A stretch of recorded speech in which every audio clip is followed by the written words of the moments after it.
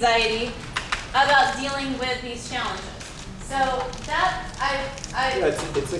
it's a pretty slick document. As you guys can feel free to flip through as we go through today, but you guys will all get a copy emailed to you. What I like the most is that it's real straightforward, and in the back there's like kind of a quick reference guide. So you can look up symptomology of what something may look like. But mostly we want to just equip you guys with a tool in the manual itself, but then maybe some strategies we'll talk about today, which can help kind of reduce the anxiety about just sort of this ambiguous idea of student mental health. When we were talking the other day, it's, you know, as an educator, your first couple years are a little more overwhelming just because you don't have the same frame of reference or kind of experienced Rolodex to pull from, right? So you may encounter something in the classroom that you've never seen before, whether that's just a regular student interaction, dealing with a parent, or maybe something related to student mental health. But the more kind of reps you have and the more comfort you build up and the more things you can kind of relate to, oh, this is sort of like this student I dealt with before. I know for me, the lower my anxiety became about it and then kind of felt like I was hitting my stride a little bit more. So if nothing else, you have a tool in your email that you may never open and use again, but I hope you do. I hope you take some time to look through the manual, but we'll talk about it a little bit today. But also you can leave here with a couple strategies and maybe a little more familiarity with some of the things you might encounter when it comes to student mental health in the classroom today.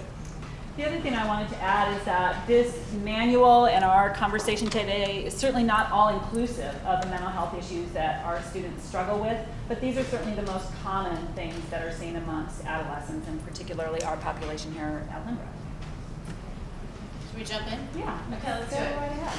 Okay, let's have some fun with ADHD. So,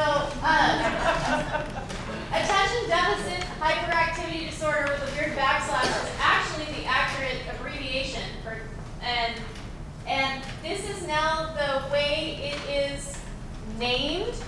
So even if you do not have hyperactive type, and then you have everything type, and so it can, basically you can occur with, be complicated by other disorders, but it is its own diagnosis. Just a quick note on diagnoses. We want to kind of give the disclaimer that we're not here and you're not here to clinically diagnose anything in the classroom. What we're most concerned about is, if there is something going on, how can we best address it?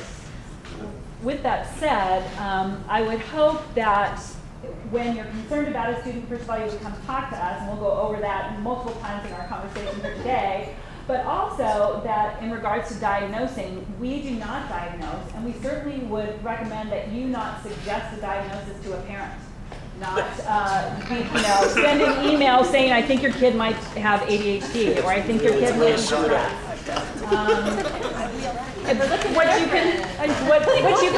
What you can say is, I have some concerns. Just talk about what you see. I'm seeing their head down on the desk. I'm seeing that they're having a hard time paying attention. Those are the things, just the descriptors are what you can talk to parents about rather than suggesting a diagnosis. So raise your hand if you've ever had a kid with ADHD in your classroom. What? A kid with ADHD in your classroom. Every day. It's me. It's all ADHD. It's all called. But the property is there's three categories, right? So the first part is the ADHD.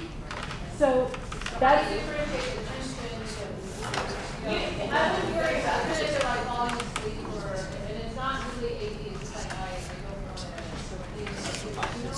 it. Carol, think of how these can play till they pass out, right? It's like the idea that you can at times be very hyperactive and at times be very, very locked in and focused on something that's particularly stimulating. So something I talk about with families a lot is research I've seen on MRI brain scans, the comparing children who have attention problems and people who say, no, I don't have issues with attention, and they look very different. So somebody with a typical, neurotypical brain, their MRI is going to look very lit up, very orangey, and somebody says, yeah, I have problems paying attention. It's hard for me to focus. I can't stick with stuff. We'll have one that looks darker. It's less stimulated. So it's a brain that's chronically understimulated, craving and seeking stimulation. This is the kid that will need it to be able to, and by providing additional stimulation ends up being able to then relax and focus for longer periods of time. It's not overstimulating for them, it actually brings them up to a typical state. So that's, sorry. I'm sorry. I'm not sure if this maybe is what you're kind of thinking of, Carol, with that, is that kids can look, I think we all know what a hyperactive student looks like. Yeah. But they can also have attention deficit, but be kind of spacing out. Like they're That's where distracted in their own mind, but it's not Not manifested. clear. I couldn't tell whether it was just maybe considered student or if they really had attention issues. So that was for me hard to figure whether it's just didn't get enough sleep, which is, Or the kind of like what works that we'll get into on the next slide. And for any of the slides today, these can be thought of as universal interventions. These are all things that you're all allowed to do in your classroom and that can be helpful for a completely neurotypical kid, right? So externalizing the Whether you burden of have an a internal. label or not. Right, Like, exactly. yeah. So that's the beauty of us being education professionals is that we're not supposed to clinically diagnose. We don't have to worry about that part. We're focusing on, hey, what's going on and what can we do to address this? However they got there, whether they are sleep deprived or whether it's related to, maybe they ate something funny that morning. Maybe it's a anxiety issue or any of the things we're going to talk about today. The interventions can sometimes be thought of universal and can be helpful anyways. And if, at the end of it, and take a look through the end of that manual there. There's a nice reference guide as far as like interventions matched with different ones, and you're going to see a lot of the same things in each category. The number one of which I guess is a decent time to bring it up, and you'll see this, and we're going to repeat it a whole bunch today, and it was super timely that Maria played that TED Talk video about building those personal relationships with the students, because that's going to be one of the most universal interventions that we can do to support student mental health. To step outside that role of the gatekeeper of grades, or just maybe however they may attribute something in the strictly academic sense. If you can step outside that role and make a personal connection with the student, that's been shown through research, through anecdotal feedback from all the student interviews from the WASC survey last year, and then it's just been shown to be so profoundly valuable in helping a student understand that there's an adult who is there to just listen and support. And care about them. One of the main things I hear in my office day in and day out is that students feel like their parents only care about their grades. And of course that's something for me to work on between the student and their parents, but they need to feel like adults care about something other than their grades. And that often you guys see the student more than their parents do. A lot of our kids do not see their parents necessarily every day. They certainly don't have conversations with their parents every day for the most part. So conversations and relationships that they develop here are really important for them. So the presentation of ADHD in the classroom. So we've already determined that there's 3 different types of ADHD, if we're talking about those labels. And then there's an infinite amount of types of students. So that I say that because each presentation, there may be some similarities you might see, but it's going to be specifically different because there's so many unique students that we deal with. Some of the common things you might see are the easily distracted type. Maybe their feedback is coming in so strong from every single thing. So the hum of that computer station over there is just as engaging as my voice or the lesson I'm presenting or what's ever on the PowerPoint. So that's perhaps one time. There's also another type or kind of symptom or presentation where you can't attend to anything for a very long time. You need a lot of breaks, or there's a great need for sensory input. A big thing is this term executive functioning. You kind of hear that? Raise your hand if you've heard the term executive functioning before. It's a real fancy way of saying all those soft skills. The way I remembered it in grad school was, what does a high-powered executive pay a personal assistant to do, right? It's the organization, it's the managing the calendar, appointments, breaking down longer-term things into smaller steps, time management, right? Executive functioning. So students definitely with ADHD, but we see it a lot in our kind of autism spectrum population. I had a really hard time with it just growing up and still do, but luckily I have a performance enhancing technology in the Microsoft Outlook to help me manage that, right? I found an accommodation. We have a lot of students, maybe without any sort of diagnostic label, just walking around campus here, who really lack these soft skills, these executive functioning skills. And again, I know a lot of fully grown, successful adults that do as well, but they found ways around it. So just to be familiar with that term, if you ever hear that thrown around, it's hot in education right now. So ideas, these are from the manual, highlights we put in about things that work with students with ADHD.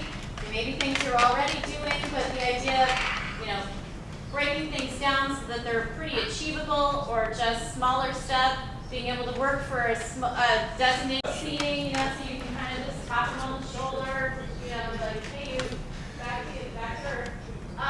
Access to the concept of fidgets. Like this is not like fancy technology. This is literally, well, clicky pens drive people crazy, but things like the like push ball or I've seen kids use a TheraBand like in elementary school tied between desk legs so that they can basically pedal it like an old-fashioned sewing machine to stay seated. Those types of little things to help the body get more stimulation so the brain calms down and focuses. Hey, do we have any runners in the room? Anybody goes for runs? I hear, and I know when I do, you know, sometimes I do my clearest thinking when my body's moving, when I'm running. Because that input, that sensory input is occupied.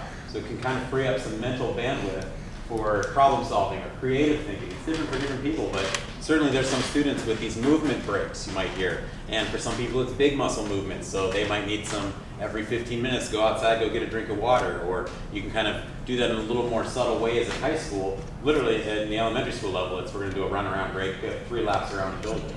So for some people it's those big muscle movements. For some people like Brittany was talking about with a fidget, it's fine motor, right? So just kind of having something to occupy your hands can allow that sensory input to be occupied and allow your brain to kind of maybe attend a little bit better.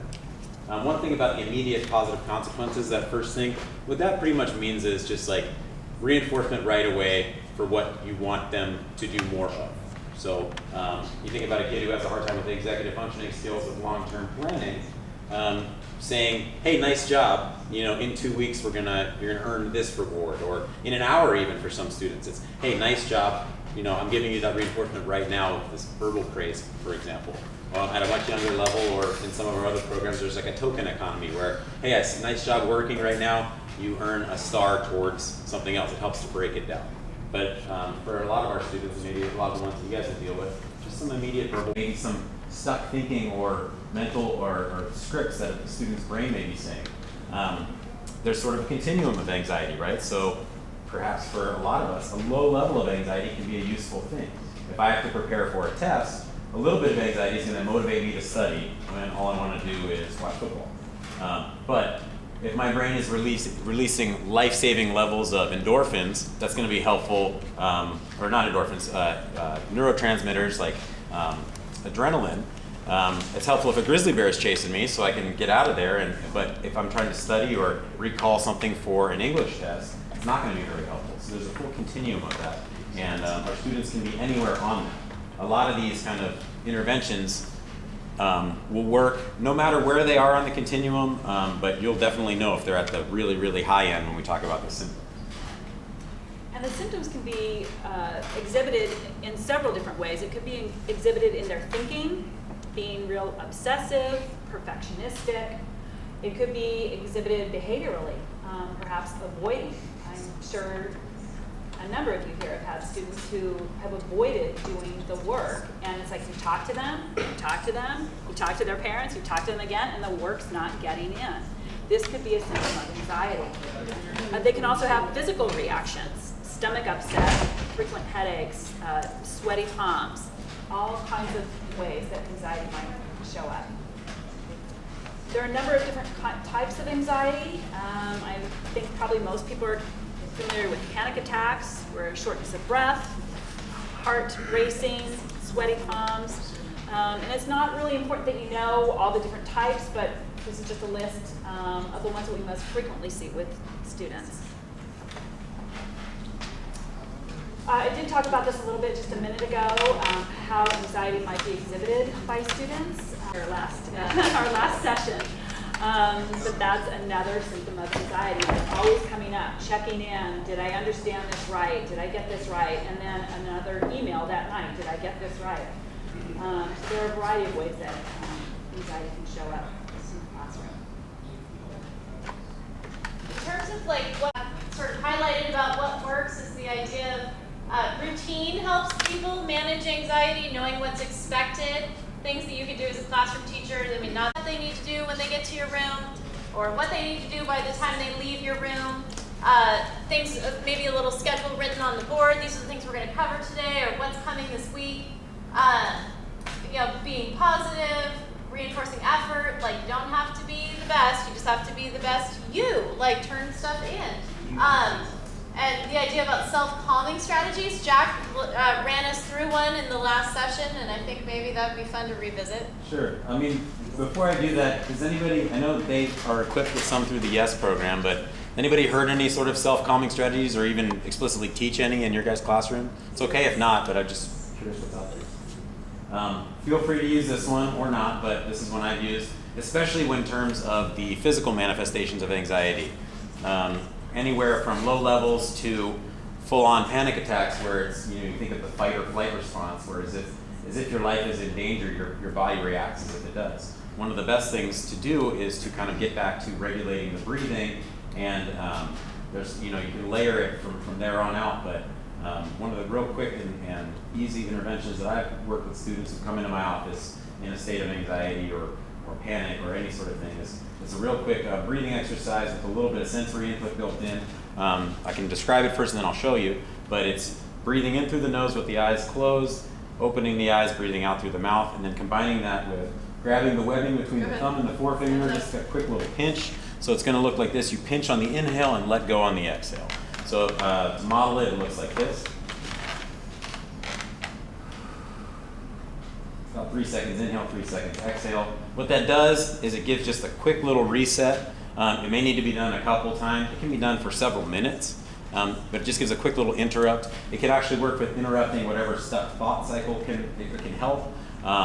Definitely can help getting back to a regulated breathing pattern. So let's all try that together real quick. Everybody hold up your hand of preference. We're going to get our kind of pincher fingers ready to go and take a 3-second inhale with your eyes closed through your nose. Now let go, open the eyes and breathe out through the mouth. You can just imagine if you kind of like lost sight of having any kind of control of your breath or regulating any kind of thing that's going on in your body, it can be a nice little quick and easy reset. Yeah, in fact, I was telling our group earlier that 25 years ago, when I was first getting into the field of mental health, I worked at a hospital, and I had the very unenviable job of going into a room when a family had received tragic news, and my job was to be with that family as they processed and dealt with whatever news they'd been given. And one of the things that we were taught as interns in that place was to do this kind of regulated breathing ourselves to keep us calm and focused so we could do the job that we needed to do with the family. But what we found was that as we were doing that breathing, it turned into the process like what happens when somebody yawns. You know, somebody yawns, pretty soon you're yawning and other people are yawning. It's the same way with this deep breathing. So if you are modeling this technique, even without being explicit about it in your classroom, you will see that students start doing some of that deeper breathing themselves. I can't tell you how many times I've done this in a meeting with an angry or even annoying parent, right? This part's under the desk, so I'm not holding it up. Maybe you Use should. it as you see fit, right? I block you. Check the bottom. The bottom kind of intervention is another kind of main bullet point for today. So number one, we're going to repeat it ad nauseum, build those relationships with the students. We'll maybe hopefully have some time to share how you've done that at the end, because I think that's just really cool for us to hear and useful maybe for other people to borrow or kind of adapt. The other one is we are here as resources for you. So not just us, but the admin team as well. Whether it's you want specific consultation on a student, if you're looking through the manual itself and you have some specific questions, feel free to shoot us an email, or we're happy for a personalized discussion about it. But definitely, if you have elevated concerns or any dealings with a student as it relates to mental health, is getting above your comfort level of what you're prepared to deal with, call somebody else in any of these situations we're going to describe. So we're here as resources for you. That's built into our jobs. So please feel free to reach out. Depression. Okay, so again, this is something that we see frequently. It's, as I said earlier, frequently look like we would typically think depression would look. Like Eeyore. Yeah, kind of the Eeyore, low mood, pessimistic, nothing's going right. It's not uncommon for people who are depressed to have thoughts of suicide, and we'll get a little bit more into that in a few minutes. Yeah, I just want to say too that you guys and us as educators, we have this unique position of interacting with these students every day, where maybe even more so than their parents do. So really trust your guys' judgment. You guys have sort of the best perspective. You have the front row seats to knowing these students and knowing what they're like. And we think about like what their baseline is, what they're typically like day to day. So if you ever see something that's really, you know, away from the baseline, really trust that intuition and judgment and kind of investigate that. Whether that's just having a personal conversation or saying, hey, you know, can I talk to you about a student? They're kind of looking a little bit different, or they're exhibiting some more irritability or anger outwardly. Whether that's maybe a quick email home, and again, like what Dawn is saying, instead of saying, I think your child is depressed, saying, hey, I'm just worried about, I saw them with their head down most of the class today. Is there anything going on that I should know about? That can really go a long way to either get into the cause of it. That can oftentimes be a really solid intervention. If the student's needs are higher than what that intervention can address, it's going to do a lot to get the ball rolling and get them the services they need. The other thing I think about as you say that, Jack, is that, you know, we all have our off days. There's going to be, you know, days where the students are not themselves, or their, you know, head is down on the desk. Does it mean something's really wrong? Not necessarily, but just that conversation to check in with them is going to be useful no matter what, because it's building a relationship. But if you see something that over time is happening again and again, and this, actually there was a student referred to Brittany and I last year that I would say all of the students' teachers said, this is a different kid this semester than they were the first semester, like to a teacher. So that's significant when everybody is saying the same thing and seeing such a dramatic difference over the course of time. In terms of interventions, one of the big things that we wanted to highlight is that we're not asking you to go in and offering them that opportunity. And what we want you to think about in terms of what you would say is the idea of just tell me more, or wow, that sounds hard, or I see, and like, you know, I'm glad to know that sort of thing. You don't have to fix it. You don't have to have the answer for what is going on in that child's life if they're sharing with you. We're not asking you to have the answer. We don't even always have the answer. It's the idea of listening, just that you feel like someone listened to you as you described what's going on with you. It's probably one of the more powerful feelings in human experience. Right, think about from our own personal examples. I'm sure a lot of you in here have had conversations with friends or loved ones or spouses where you're just explaining a tough day or a tough situation, and if they jump to, oh yeah, that same thing happened to me, I get it. Immediately it's like, no, you don't get it, right? It's tune-out factor immediately. So students are particularly, especially adolescents, super sensitive to this. So again, you don't need to have the answer. You don't need to say, oh, tell me about your earliest memory. Let's get to the root of this. Where do you think this is coming from? No, just listen. Just listen. Try to rephrase the emotion that you're getting from them. Like Brittany said, a really good one just have in your back pocket. Oh, that sounds really hard. Or, you know, I'm really appreciative that you feel comfortable enough to tell me that.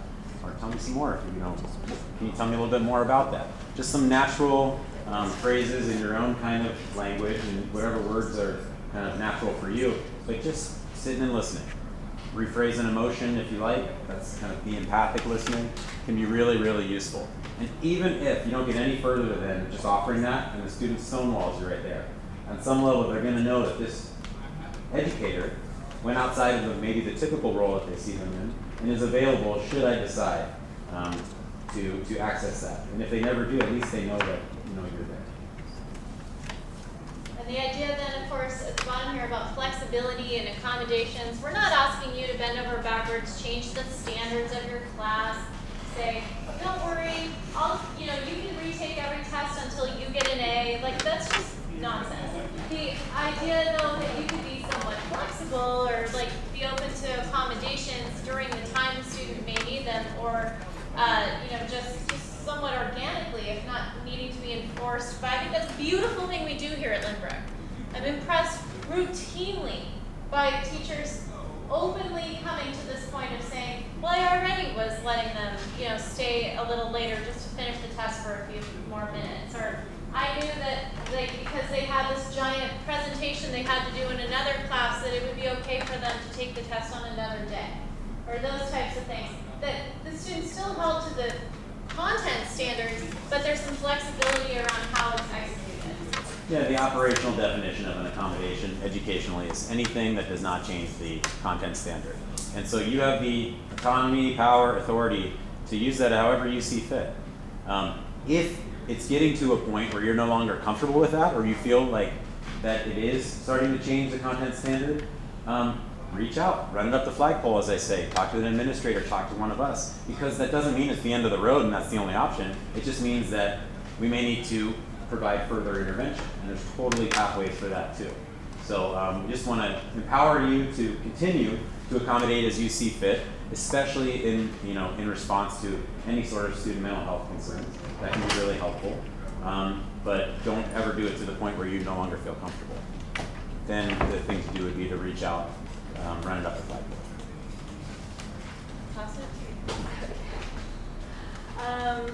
So one of the things I want to tell you all about suicide is that teenagers having suicidal thinking is pretty common. I don't think a week goes by in my office where I'm not doing some sort of assessment regarding suicidal thinking with a student, and frequently it's several times a week that I'm doing this. And I think we're all pretty hyper aware at this point, given the community that we're in and close to, about suicidal thinking and behaviors amongst teenagers. And the most important thing that I want you to take away from this is that if you have any concerns at all about suicidal thinking with a student, is that you contact one of us so we can do an evaluation. And I frequently hear from English teachers, because you all are getting all kinds of writing from students, but certainly teachers have called me from the classroom because they've just been having a conversation with the student during brunch or during a prep period or something, and something has come up. So if you have any concern at all about suicidal thinking, be reassuring to the student and get additional help. And as I said, teachers have called me, and if I get a call from a teacher saying, I've been talking with the student, I'm really concerned, could you come join us? I will be there right away. And that goes for any of the three of us. If for some reason you can't reach one of us, you can call an administrator or one of the guidance counselors. We are all prepared to deal with those situations. If you have a real heightened concern, please don't let that student be alone. Don't just say, hey, I'm sending them to the office. If you really think this is something imminent and serious, make sure that you stay with the student and get one of us to either join you or come out and find us. Any thoughts or questions about that? In my earlier years, a big concern of mine was like, if the student has confided in me, right? Or this is a concern I've heard as well. Student has confided in me, and if I, bring somebody else into the fold because of the suicidal, thoughts or ideation, it's going to jeopardize the trust we've built, and I don't want to lose that relationship. Ultimately, if we're talking about student safety, the students understand, and you can just always fall back to that, like this. In fact, this is because my concern, or this relationship matters so much to me, is that it's worth, so a bit of discomfort right now to really make sure that you're safe and we can continue to foster this. But it was reassuring for me to hear, I think, in my early years, that like students get that as much and as savvy as they can be about trying to, in an emotional state, make you feel like it's going to sabotage the trust, or, I've had students say anything under the sun, just because they're concerned about what their parents might think, but ultimately they get it if you're talking about saving a life. They might not get it in that moment. They might in fact be angry or feel betrayed in that moment, but I would say 99% of the time they come around to understanding why that needed to happen. So trauma, PTSD, this is something that is certainly not as something that's as frequent for our students as anxiety or depression or ADHD. But as you know, we're a very multicultural school. Our students come from a variety of backgrounds and countries and places and experiences. And as I talk about trauma or PTSD, I'm thinking about a student that I had a number of years ago that was exhibiting signs of PTSD. And as I got her history, I just could not figure out what this was about. And pretty quickly I had a meeting with her mom, and it turned out that the mom, in fact, had been a victim of torture back in their home country. And the student knew about this, and she was experiencing PTSD symptoms because of the torture that she knew her mom had experienced. So I say that to say that you just don't know what our students' families and their families have been through. And if you think that a student is experiencing anything like this, please let us know. What happens when they have PTSD is they sort of re-experience the feelings of the event. They become hyper-aroused. They may also experience extreme symptoms of anxiety and stress and or depression. So again, this is not super common, but it is out there. Right, you see it, I mean, sometimes not only with, war-torn countries or any students who are children of or refugees themselves, but also exposure to violence in, high crime areas or Sexual assault. Sexual assault. So you think about it in terms of brain chemistry, it's being in a state of that fight or flight response for prolonged periods of time, and eventually that kind of becomes the baseline. So you think of a student like that in your classroom, if they're in that kind of hyper-aroused, like I need to be look at every door, or I need to make sure my safety's there, they're not going to be able to attend to a lesson as well. And so we want to be really careful in how we work with these students, because we don't want to re-trigger a trauma.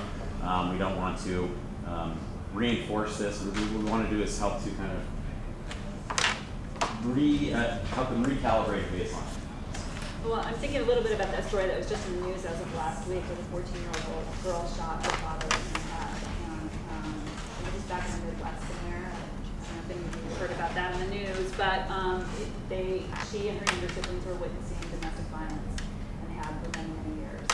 And my guess is this girl probably experiencing PTSD as is the rest of the family. So and for treatment of PTSD, like very much additional, more intensive mental health services can be really helpful. Again, you are not deputized now as therapists, right? You're not required to solve this problem. But these interventions that we can do in the classroom can be profoundly helpful. So again, conveying interest, empathy, availability outside of that academic role can go a really long way. You want to validate the student's life experiences, again, just by listening, not asking for more detail, not necessarily even trying to open it up into a huge kind of discussion unless the student is comfortable with that, and you're comfortable as well. But just being available to listen. Routine is really helpful as well. So you think about trauma or traumatic stress, right? It's the taking away of control for that student, right? Or sometimes aggressively or violently, that control is removed from them.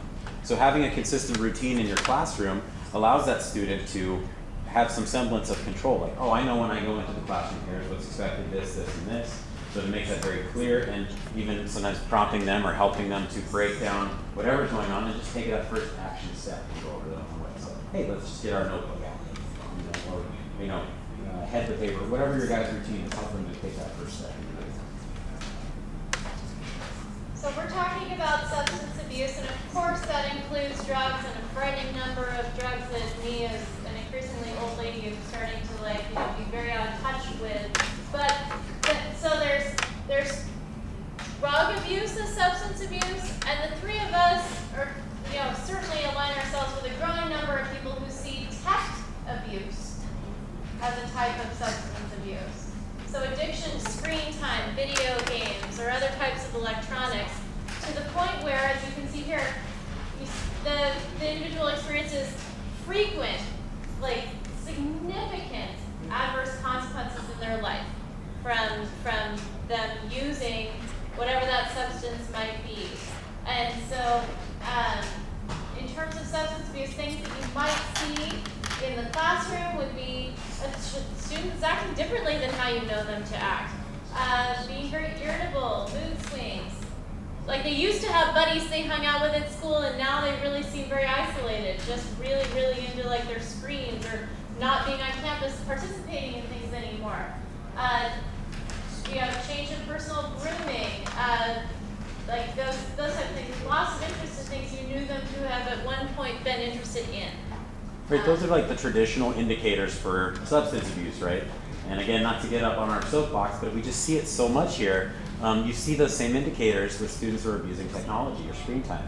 And we say, addiction in quotation marks only because it's not technically in the diagnostic manual yet. It's totally on like the next level up and on the They radar. actually considered putting it in, but it didn't make it in. We were bummed about that because we see it in the trenches here. Next time. Yeah, I think so, but you see it affects the same neurological pathways. Something where you are, in the face of adverse consequences, continuing to seek out whatever it is, whether it's additional substance abuse or tech abuse. And then again, not to disappoint, there's still traditional substance abuse that goes on campus here, so don't worry about that. It's frightening, the kind of new synthetic things that are out there. There's a bunch of different nicknames for it. I thought the manual does a pretty nice job of kind of describing it, so feel free to look through the substance abuse section. You may be hearing some nicknames of these street drugs or synthetic drugs that you may not have realized are nicknames, so something to kind of keep your radars up for. The prescription drug abuse. Think about that, of just raiding the parents' medicine cabinet, and these opiates and these Norcos are, these pain medications are so severely addictive. And so it can be really lucrative for students to traffic them. So just be aware that this does exist, and then the good old-fashioned traditional ones that everybody's heard of or is aware of, those are still out there as well. There's some legal, quote-unquote, legal marijuana that's marketed as potpourri or bath salts. You've all heard that in the news. That's out there. It's so icky for a full-grown brain, let alone a developing adolescent brain. So when you are aware of that, you want to, again, open the dialogue, talk with the student about it, but offer resources, but then use your own kind of judgment. If it's something that's super negatively impacting the student, you refer up the flag, run up the flag, refer to the SAP team, talk to admin, because treatment may be really, really necessary.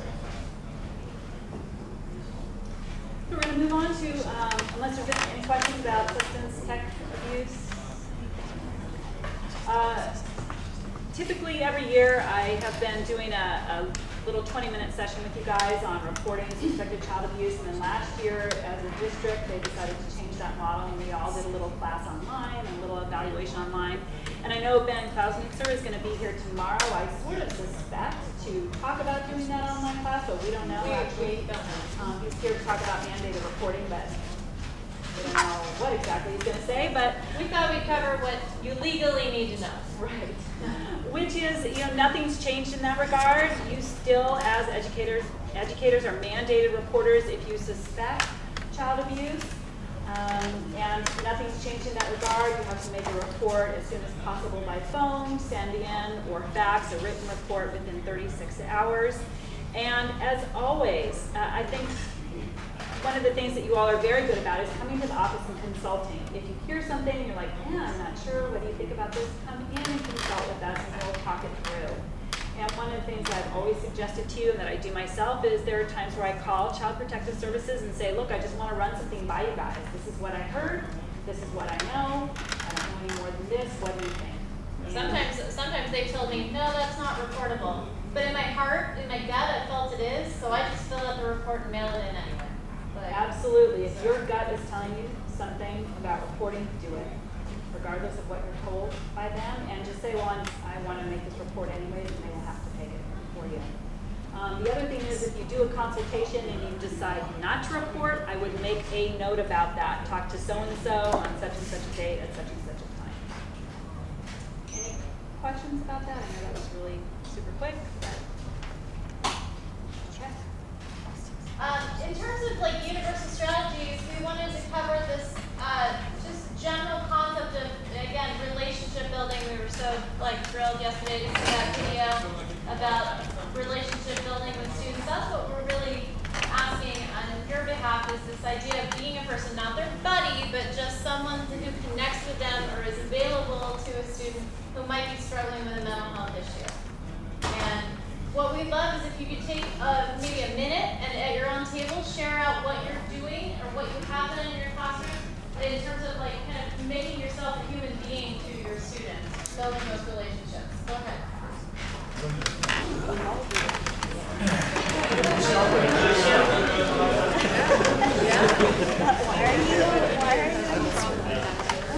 I'm in it for the lecture. Right. Grading. Grading.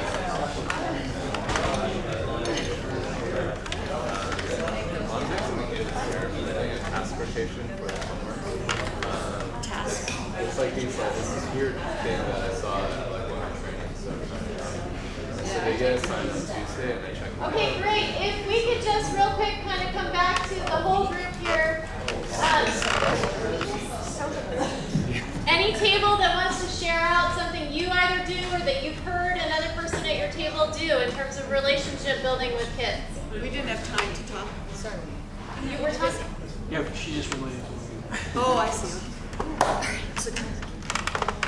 Anything you can share out that you either do or that you heard someone at your table do. Quickly, I'll share that last year, I, and I think other teachers did too, looked up what other teachers this particular student had. We kind of created a little circle of support and found out, oh, that's happening in your class too. So we were able to kind of offer each other support inside. So looking up like on Infinite Campus, Yeah. like who the student has, and then reaching out just through email to the rest of the team. The other teachers that student had. That's really cool, Paul. Carol? So I actually heard Paul, because that's the thing I do before I think is I see a behavior and it's like after a week, something's wrong. So I will first email the list of teachers and then get some verification that we have the same thing. And then we kind of trade ideas, and then when it gets to the point where we mention and we pick it up, but I think that's usually, so it doesn't burden you guys first, you just do first on, who's on school, so that's the law, teachers, right? I think that's a great way, that's the first thing I Anyone else? Something that I've done for the last number of years is I got this from a teacher at Santa Clara, and that is like giving students, it's not an ongoing thing, but it's I give students 1 day apiece per semester, so that if they have some crisis, whether they broke up with their girlfriend or boyfriend, or they forgot a math test and they just are freaking out about studying, they come to me and they say, I need a day apiece, and they can opt out of that day's activities just for that 1 day. They can't be a distraction to anybody else. It's like as if they aren't even there anymore. I'm not going to ask them any questions. I'm not going to ask them if there's any work that needs to be done. They still have to keep up with that for next class, but it just gives them that opportunity for that one class period to just say, I just need a break in the middle of the day or whatever. And I know that students have said to me, really, you're going to do that for me? And for me, it seems like a very simple thing, but for them, that day that they might need it, it's a I want that. huge thing. Yeah. So, And you think about it, the students that may never even access Right. that, just the fact that they know that their teacher is willing to do that and Yeah. validating that, Yeah. so powerful. I mean, think about, just what's the absolute worst case scenario of asking a student, hey, can you stay after for a minute? Just want to check in, make sure everything's okay. Say the student's completely fine, and it's like a total false alarm. What's the worst case scenario then? You burnt 2 minutes of your day, and the student now knows that, whoa, this teacher, noticed something with me, or, at least is concerned enough about my well-being to just, take 2 minutes of that. Now, if there actually is something going on, then if that's a systematic thing that you're doing, or just kind of a practice that you're building in, then it's really useful and powerful. Cool. So, and then the idea about like routines, consulting with us, consulting with another member of the student assistance team. It's always okay to talk to us before we have you go forward with a referral or communicating with home. Communicating with home is a great strategy. I think maybe it would help to just spend 1 minute about any other type of accommodations you have found useful to give students, like who are struggling. Esther? Well, I have a question what you just said. What's the best way to kind of dance around that we've had a conversation with the student? And like, how do you, because sometimes they're just, I don't want my parents to know. So how do you kind of navigate that kind of touchy? You mean just asking like, hey, how are you doing? That kind of conversation? Or just emailing home to be like, I noticed these things, but the student's like, I don't want my parents to know. Or the tension is with their parents. Like, I just feel like a lot of times when that comes up, I don't know how to dance around that. I think if it's something that's specifically said with a student, we're hands on deck to kind of help craft an email or to bring into the fold. But I would say in emailing a parent, whether or not there's been a conversation with a student, the guidelines would be, focus on the symptoms. Just concerned because I've noticed Johnny with his head down a lot versus, predicting what it might actually be and opening the dialogue from there. If a student's specifically saying that they're concerned or that the tension is with the parents, then that might be something for a little more specific kind of hands-on navigation. Right, I was thinking, Esther, that something like, well, I'm, won't contact your parents right now, but I do want to connect you with somebody in the office. Got it. Okay. Yeah. Just to tag on to Esther's, lots of times I'll just continue the conversation and say, this is exactly what I'm going to tell your parent, and so they know that ahead of time. So it's, and I'm going to send this email like today, or I'm going to send it tomorrow.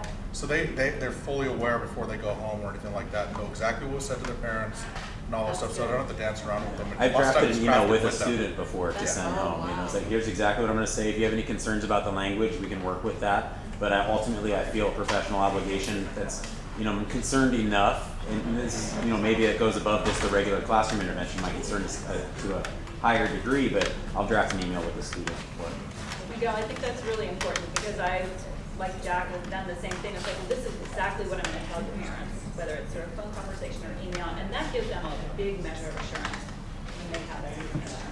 Yeah, and it's different for classroom teachers as well, where you always have the opt-out of saying, yeah, I don't have to have a conversation with your parents, but honestly, like, I have a professional obligation. I'd like to talk to somebody. I'd like to pull somebody else in, whether that's one of the school psychologists, student advocate, or admin or something.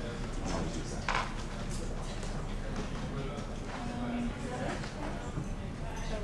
So any last questions or anything? I just have I know I've seen that low dawn with all of the trauma that happens in my class. How are the two of you kind of distributed with students, or how do you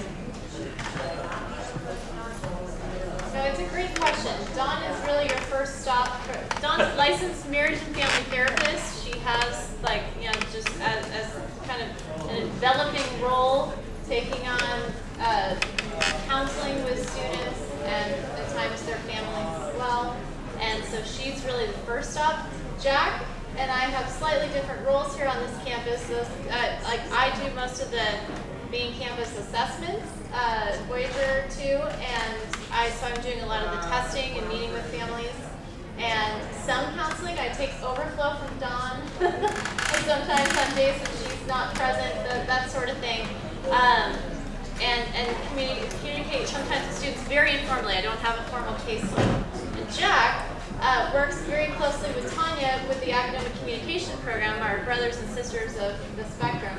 And then also the does student has counseling on their IEP. Yes. Part of their being in special education, then I'm the one who delivers that counseling. So they also have walking.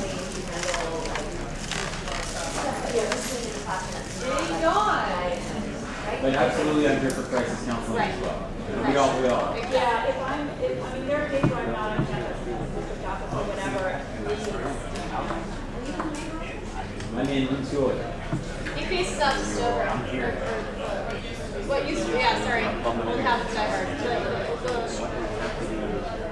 Yeah, other question, I think probably it's time to Okay, transition. thank you very much. Check your inboxes for this manual coming through. Thank you.